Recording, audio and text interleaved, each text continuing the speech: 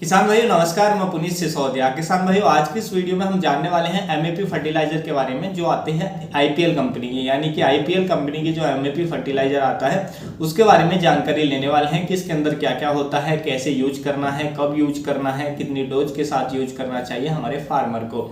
और उसके साथ साथ हम इसको कंपेयर भी करेंगे डीएपी के साथ, यानी कि डीएपी में और एमएपी में क्या अंतर होता है, उनमें से कौन बेहतर होता है और कौन से किसानों को किसका उपयोग करना चाहिए और क्यों करना चाहिए, ये भी इस वीडियो में समझने वाले हैं। वीडियो अच्छा लगे लाइक कीजिएगा, अच्छा ना लगे तो आप इसे डिसलाइक भी कर सकते हैं।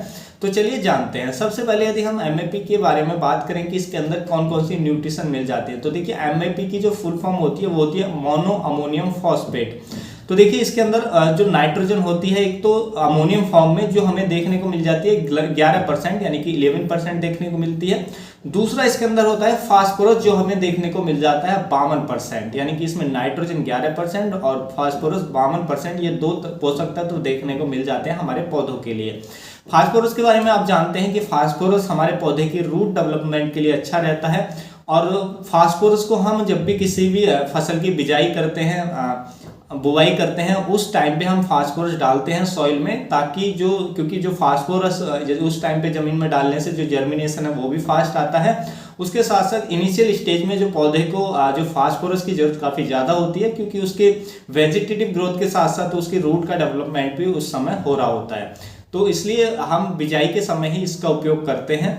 तो देखिए ये इसमें कुछ परसेंटेज जो होती है, यानी कि 44% जो होती है, जो भी फास्फोरस है 52% टोटल में से 44% उसकी जो होती है वो वाटर सॉल्युबल होती है, यानी कि पानी में घुलनशील होती है, और बाकी की जो होती है वो सिट्रस सॉल्युबल होती है, यानी कि उसको केवल बैक्टीरिया ही घोल सकते हैं।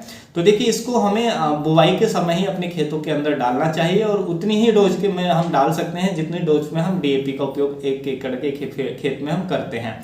तो 1 एकड़ में हम लगभग 1 कट्टे का उपयोग करते हैं फसल की बुवाई के समय किसी की भी, तो यानी कि 50 किलो प्रति एकड़ के हिसाब से डाल सकते हैं बुवाई के समय।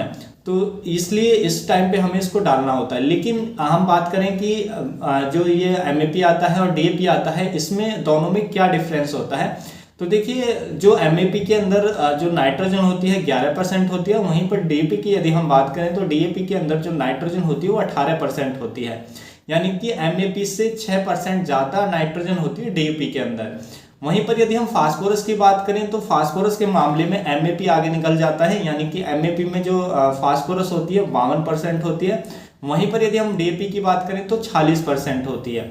तो यहाँ पर जो फास्फोरस है वो ज़्यादा होती है एमएपी के अंदर, लेकिन नाइट्रोजन कम होती है, तो उससे कोई फर्क उतना ज़्यादा नहीं पड़ता है, कोई दिक्कत नहीं आती है।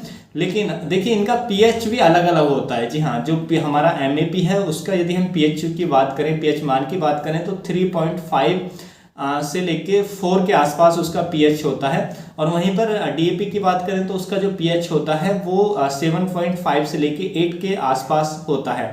तो देखिए एमएपी का उपयोग ऐसे फार्मर को ज़्यादा करना चाहिए जिनके जो सॉइल है वो एल्कलाइन है, यानी कि उनका जो सॉइल का पीएच है वो ज़्यादा है। तो ऐसे किसानों को एमएपी का उपयोग अपने खेतों के अंदर करना चाहिए, वो ज़्यादा बेनिफिशियल उनके लिए होगा। और वहीं पर जिन किसानों की जो सॉइल है वो एसिडिक है, अम्लीय है, यानी कि उनका पीएच कम है, तो उन किसानों को डीएपी का उपयोग करना चाहिए, क्योंकि डीएपी क्या काम करेगा, ये जो सॉइल के पीएच है उसको इंक्रीज करने का काम करेगा, बढ़ाने का काम करेगा।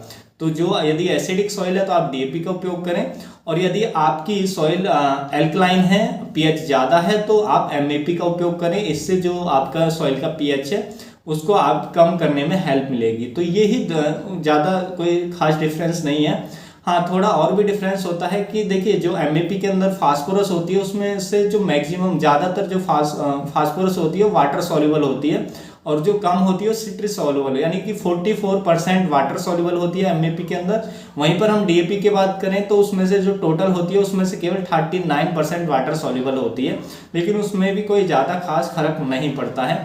तो केवल इतना ही अंतर है, उनका पीएच के हिसाब से आप उनको यूज करें, यानी कि आपकी सॉइल का पीएच किस रेंज में आता है, यानी पीएच हाई है तो आप उसमें एमएपी का उपयोग करेंगे ताकि पीएच को कम करे, जो आपकी सॉइल है वो अच्छी हो। और यदि आपका जो पीएच है वो कम है, यानी कि सॉइल एसिडिक है, तो आप डीएपी का उपयोग करेंगे तो आपको अच्छे रिजल्ट देखने को मिलेंगे। तो उम्मीद है किसान भाइयों जो आज की जानकारी आपको अच्छी लगी होगी।